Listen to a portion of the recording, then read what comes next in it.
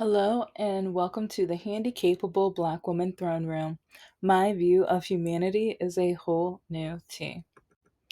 Okay, well, let's dive back into the patty. You're going to need a sip of something or a snack to nibble on, but either way, yeah, my episodes are normally around 25-30 minutes. Yes, it's it's kind of like having brunch with a friend. Yay, me. But okay, this is part two. The first episode was kind of a generalization, but also kind of talking more about the reasons why I have my list of standards that I've listed in several episodes. Because a lot of people, like a lot of men, especially men who don't fit the following, a men, how should I, men cannot stand when they are not allowed to, or when there's someone that is more suitable, or for something better, like if someone is better suited for someone else, they hate that. Even if they're not interested, they hate that. There are men who are not even interested in me. They would never date me, but then they see that I'm not interested in them, and they will just throw out hate, war, just everything awful at me just to make them feel better, especially on dating apps because they're single, lonely, and not getting any. So they have to put out some of that anger of not getting any towards me, even though they don't want any with me. They have to make sure that I know that they hope the worst for me. And while dating, there have been men who they they claim that they like me, they love me, they're interested in me, that I'm wonderful, beautiful, smart, or amazing. But that was all dribble, all stupid, idiotic. Just they they just wanted a woman. They just wanted a warm body or whatever. So sometimes I'm just like, get one of those life-size Barbie dolls, wrap it in a warm blanket and cuddle it. I mean, that's all you need. Just okay, because it's like if you want a woman with a brain, but you can't handle a woman with a brain. So yeah, a lot of them can't. It's like with most Barbies, you could squish their heads. That's the type of woman a lot of them need, because that's all they can handle, because they can't deal with being corrected, or they don't want to be elevated. It's like they want to be a project, but they don't want to be elevated. They want to be a project, but they don't want the woman to tell them when they're wrong, or what they need to fix, or what things need to change, because the man doesn't want to change, but he wants to be a project. So that is basically Mr. No Heart. Because when I was finishing the last episode, I started talking about how he wanted me to buy a house. And the thing was, I was saving up for a house. And like back 2016, 2017, and 2018, I was like, well, since college, I was like cycling through jobs because I was a promotional model for 10, 12 years, but then substitute teaching, excuse me, and then adjunct professor at a couple university or a couple colleges. And then what else? It's like I've done quite a few things. Oh yeah, it's like secret shopping. Like I've done a lot of things. It's like going through memory lane, especially like past interview. That's one reason why I brought up the past interviews in the last episode, because being a person who fits DEI to a T, people don't know the struggles that I go through. And so back with 2016, 2017, 2018, 2019, those were the years where I was working one, two, three, four jobs at the same time. Some nights I was working. I remember there was a couple of nights where I worked all four in the same night. Wake up, go to one school, then go to the second school, then do some secret shops, then work a fourth job, then go home, go to sleep, or sometimes I was so tired, I took a nap in the car before I drove home to make sure I was safe driving home. And Like, real quick, like, with my mom, I remember, like, yeah, this is back with some trauma. Remember, I'm a gray sheep. It's like, hey, to all my gray sheep crowd. If you don't know what a gray sheep is, I have episodes that start off or end with gray sheep. And I'm going to be having a lot more gray sheep episodes soon. But I feel like in order to know why I or who I dated, it's like I'm telling those stories. So when you start listening to the Gray Sheep episodes too, you kind of understand how someone like me dated awful men. Like, yeah, you'll see.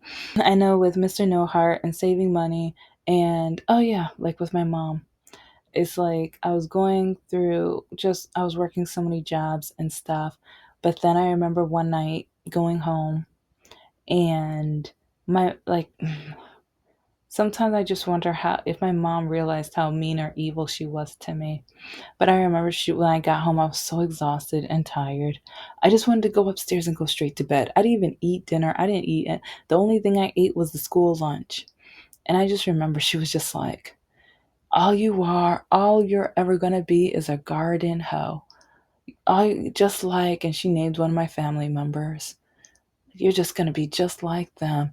It's like, who's out all this time? You're not working any job. You're not working anywhere. You're lying. You're lying. I know you're not working. I know you're not doing.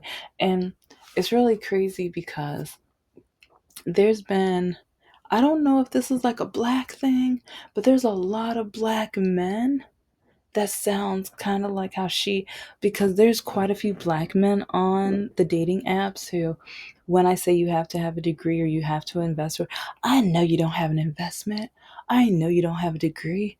And it's like I don't really hear that from white guys. I only hear that from black men. So far I've only heard that from black people or black men, but I just wonder, is that a black thing?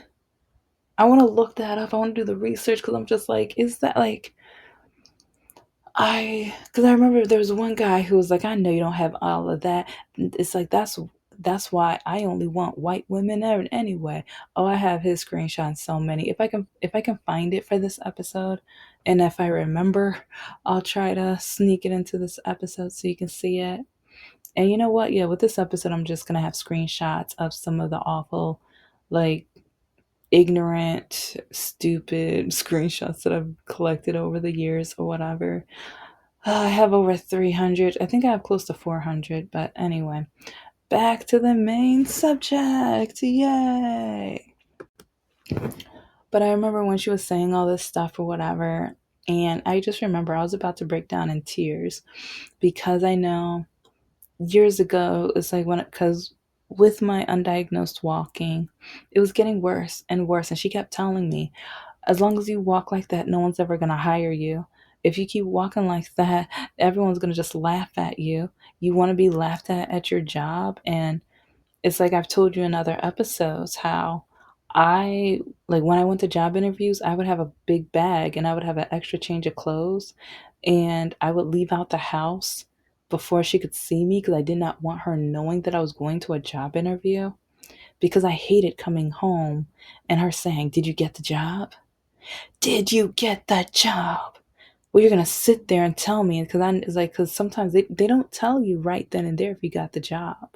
But my mom didn't care. My mom, she's had me sit, like, if you've been listening, because there was one episode where I told you how she literally made me sit in a chair until 3, 4 o'clock in the morning, and then I still had to go to sleep, wake up, and go to, yeah, I worked in the inner city in Pontiac or whatever. I had to be bright, perky, and ready for the work job at. No, no, I was working a promo. I was working at the school because it was like this was right near the cusp of working promotional modeling and teaching. Some either or whatever, but with this one, I was working at the school so the next day, so and I knew I was not going to be able to work to, like, I didn't have to do the secret shopping the next day, but I was I had a goal. I'm saving for a house. I'm investing. I want to get my life together. So it's like I mapped out each week what days to secret shop and stuff like that or whatever with my other two jobs or and stuff. So my mom told me to sit, or but back then, she used to tell me I had to sit there until I told her if I got the job or not. And I hated it. It was embarrassing because I would just have to say, no, I didn't get the job. And I didn't know because I was like, yeah, usually you get an email or you get a call or they just don't let you know if you got it or not. And she was like, yeah, I know you didn't get the job because you walk like this. And she would mock how I walk until she got me crying. And she was like, I'll give you something to cry about. That's when you straighten up your face and you fake it and yeah. So yeah, that's why like sometimes when my mom called me a liar, I'm just like, who in the world would want to face you every day? Like, come on. So that's an example of gray sheep. So if yeah, if anybody can understand what I'm feeling right now, you're probably part of the Gray Sheep Society. I'm gonna be having shirts, pins, stickers, and stuff like that down the road, but after I finally get my greeting card company up. So anyway, it's like with all of my ventures, because even with YouTube and my children's books and my novels and all of my ideas, whenever I try to come up with these ideas and I show them to my ex, he would put me down. He would say they're not good enough. He would tell me that it would be nothing, and that's one reason why I haven't finished much of anything. Because, like my mother told me she would throw me out of the house if I ever try to publish my books. She told me she would throw me out the house if I tried to start my own business, and for about 2 years, every month I would have to show her my bank account to prove that I didn't start a business because she knew I really wanted to start one. And in order, like, for me to get, because I remember one time I was working so much, I didn't share it with her. So it was one night she was like, well, you're going to have to pack your bag or you're going to be sleeping outside tonight if you don't show me your bank account. And I'm like, I don't, okay, fine. It's like, I didn't even know where the letter, like, I think my dad got the mail and he put it somewhere. I didn't know where it was. So I was getting my stuff together to sleep in the car. And I remember she was like, where are you going? I was like, you told me I had to sleep. Like, I don't know where it is. And she was like, don't lie to me. It's like I remember being in tears because I'm like, I don't know where it is. And so the next morning, my dad was like, oh yeah, you have some mail. It's right here. And there it was. There it was. And there was a couple months where I didn't know where my mail was. But then all of a sudden, like they just magically appeared on the stairs. And they were kind of sticky, but not sticky as normal. But then years later my mom taught me how she would take my mail to, like, if I ever got a letter from employment or anything she wanted to know about, she would take my mail to the kettle and melt the glue down so she can open up my mail, and then she would seal them back so you can't tell and put it on the stairs. And she did that for years. She did that for years. And so when it came to starting a business, it's a big deal for me, but at the same time, I am so scared.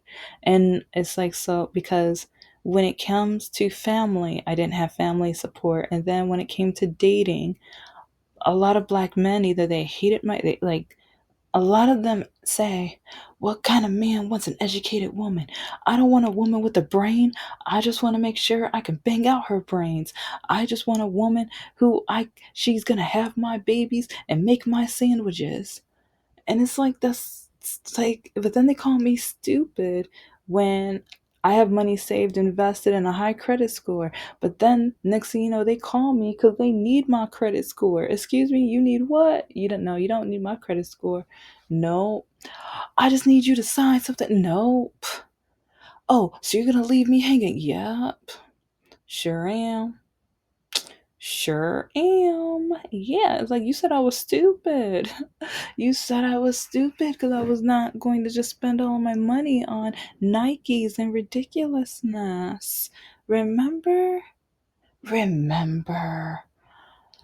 And it's really aggravating because, like, with Mr. No Heart in particular, he, like, whenever I was trying to start my businesses, and it's like, when I wrote that college poem and I showed it. Like, I wrote many because my major was in English, but there was one that I got scholarship money for, and I showed it to him, and I was proud of it. This was back in the day where it's like I printed it, but it wasn't an email or any. I didn't save it or anything like that. So one of my only copies.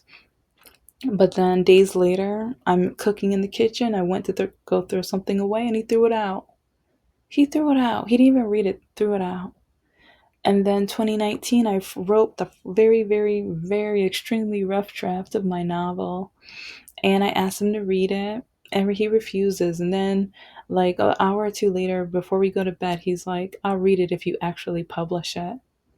And the only reason he said that he would read it later on is because I was going to break up with him, or I was breaking up with him. Then he jumps. I was like, okay, I'll read it. No, too late now. Too late now. But it's just like, how can you tell someone hates you? Because this man hated me. Because I'm trying to uplift myself. I'm trying to be happy. I'm trying to live my life, especially like I'm writing my novel in pain. I'm working all of these jobs in absolute pain. And then when you need me because you forget to pay the gas bill, and so I'm the one buying food for you, your roommate, and your two daughters, and your two daughters. But then your youngest daughter keeps kicking me, going through my stuff, tearing up my stuff, coming up to me, telling me she hates me, throwing dirt in my eyes, terrorizing me, being awful, and just an ignorant, stupid fool. Yes, she's a child. I don't care. It's like, because when I go to you and your mother, they both tell me, you guys, like, several people in your family, but she's too cute. She's so cute. No, she ain't cute. She's basic. No, she's a basic blonde. Okay, there are some beautiful blondes, but she's a basic one. Sorry to break it to you. And that's why it's really funny with America today, because now it's like they're bringing back segregation, and then they keep wanting to hire basic palm colored or European Americans and stuff like that, acting like they're the bee's knees. But then they want to start a conversation on Signal and then hire out like, oh, that's a different conversation. It's a different conversation, but it's really frustrating how when I got my um, adjunct professor position at the community college, you only got that job because you're black. When I got my after school program position, you only got that job because you're black. Okay, I'm going to start my business and I'm going to apply for loans and different things like that. They're only going to give you the money because you're black. And my ex is a college dropout. And let's just say there's a lot of things where, oh, yes, like he used to grill 420 before it was legal up yet in his city. If you've been paying attention, you already know where he's from.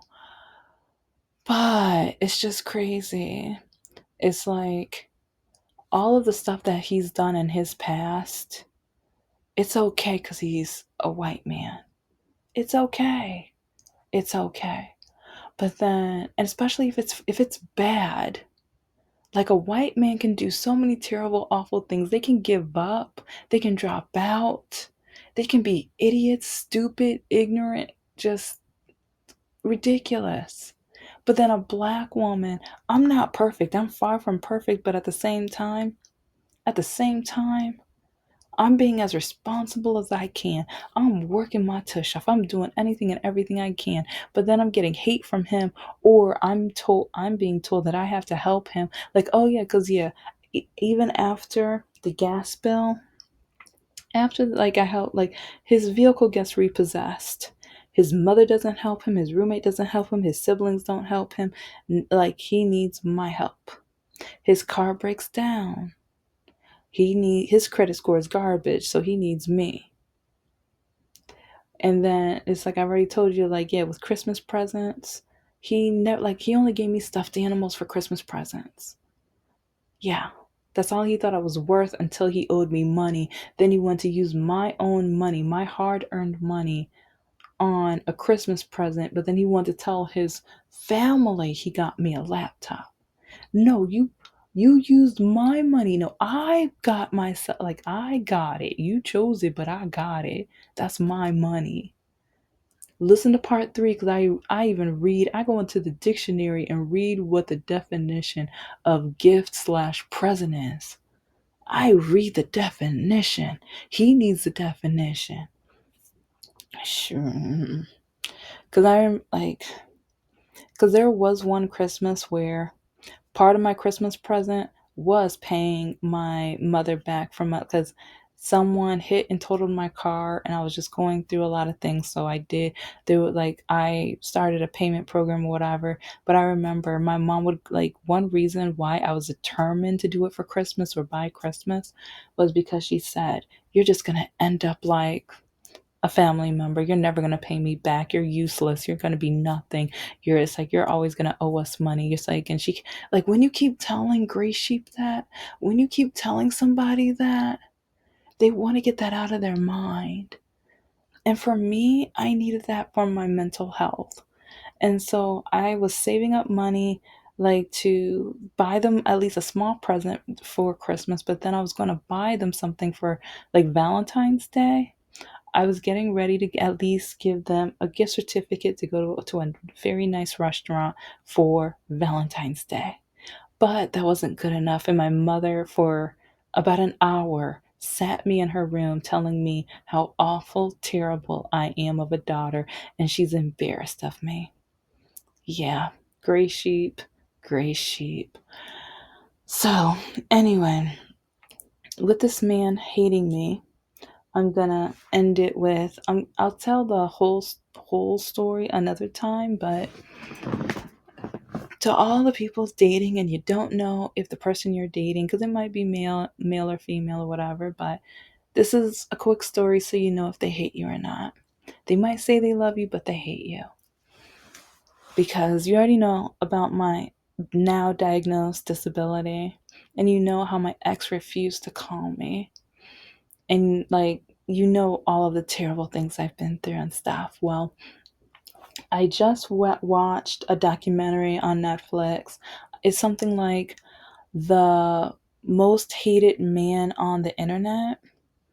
And oh my gosh, like you do not know how many episodes I can do on that because someone literally tried to hack into my, yeah, anyway, I'm going to save that for another day. But, oh, when it comes to just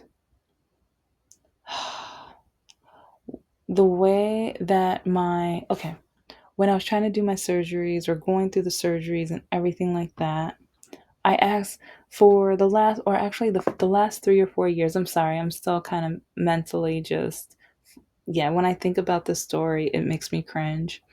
But the last 3 or 4 years of our relationship, I got tired of calling him every single day. Because I told him, I'm not your maid, I'm not your waitress, I'm not your receptionist. If you're part of this relationship, you need to call me too. And not only call me when you want me to come over to give you bow chicka wow wow or money. Don't just call me when you need my money or my body because I'm a human being. And he refused. And I already told you about the Christmas present that his mom gave me that one time. It's like, I think about a week or two ago. So, yeah, that was one of the best Christmas presents ever, especially since it happened to him. But anyway, I was like, okay, but I don't co-sign on abuse. I don't, or yeah, because yeah, I've been through it. But yeah, he needed a little bop bop beside the head, a little bop pop. Anyway. So I like throughout the entire episode during the entire relationship, I kept telling him, call me. I'm tired of, you need to call me. But he only called me when it took me too long to get to his house. My mom was going through cancer. I'm cleaning up around the house. I'm getting ready for my 1, 2, 3, or 4 jobs. Like Saturday morning, I wake up, I'm vacuuming, I'm getting things ready I'm printing off worksheets or sometimes making worksheets for my students and trying to just get anything and everything together before I go to his house for the weekend. And sometimes he would call me or email me, what's taking you so long? Or if it's taking, like, if it's past 5 or 6 o'clock, that's the only time he called me. When are you coming over? Why is it taking you so long? My mother's fighting freaking cancer and I'm trying to make sure the house is together. And I remember one time he got mad at me because I'm like, do you know what I'm going through? And he blew me off. He blew me off. The night that my mom passed away, I called him. He didn't care. And then, like, he refused to go to the funeral, which you know, if you've been listening, whatever. And so over the weekend, I wasn't at his house that weekend, but he had the nerve to text me or call me. Yeah, he called me then. I want some pictures of you. Take some pictures of you topless. I want to see you. I need to see you. It's like, it's like, I'm just like, my mother just died. And then with my major surgery, yeah, he refused to go to the hospital. He refused to see me. He refused to call me. He refused to text me. But before I started my no call strike or my no contact strike, about 2 days before, I remember calling him up. I haven't seen you in a while. When are you going to send me some pictures? I want some pictures. Take some pictures of you. I want to see you. Come on. You can do that. Do that for me. I need you. I need this. It's like, once you make me feel better, I'll help you feel better. Oh, you coming to the hospital and showing me that you actually gave a crap. And oh, when I asked you to come over and drop off my blanket because I have Raynaud's disease, it's like, yeah, that would have helped, but you refused. He told me, I'm not going to return your blanket. And I asked him over 12 times. I asked him over a dozen times, but he kept telling me no. Because if your blanket is at my house, this is going to motivate you to get better faster. Because this is going to help you drive to my house so you can start seeing me more or seeing me again or whatever. This man hated me. He hated me. Every time I needed him, he was not there. And the only times he would call me during the darkest times of the funeral and major surgery, and then when I had to go for MRIs and over, like, I think I've had to go through 50 tests before I was diagnosed. And the funny thing, there's at least 100 reasons why I know this man hated me, but the number one reason why I know he hated me, remember he never called me for those 4 months, whatever. I was diagnosed a little after, but yeah, he still refused to call me. Throughout the entire time, like after July, when he finally texted me about the magic school bus coming back to PBS, I was like, well, if you actually want to communicate with me, it's called call me. Call me. Call me. Call me.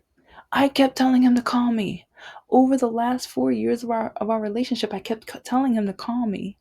This idiot did not really, because I was already thinking about breaking up. A part of me felt like, if he can start calling me, if he can start just calling me, then maybe I can get over how frustrating he is and how much he hates me. Maybe I can get past the hatred he has for me if he can just call me.